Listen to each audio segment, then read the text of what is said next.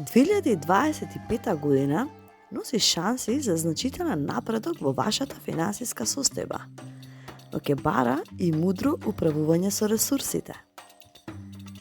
Најдобри можности. Март е месец кога вашата енергија и креативност ќе бидат на врвот.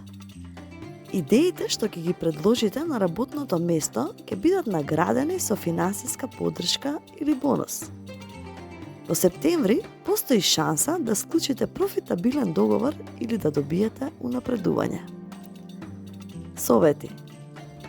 Искористете го првиот квартал од годината за да поставите јасни финансиски цели.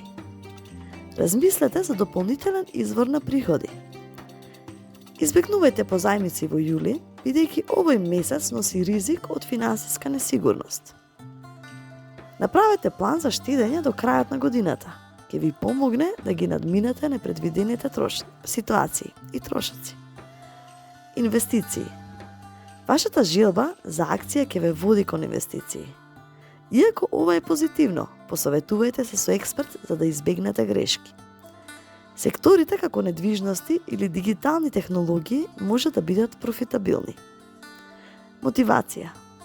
Запомнете, парите не се само цел. Тие се алатка за создавање на вашите соништа.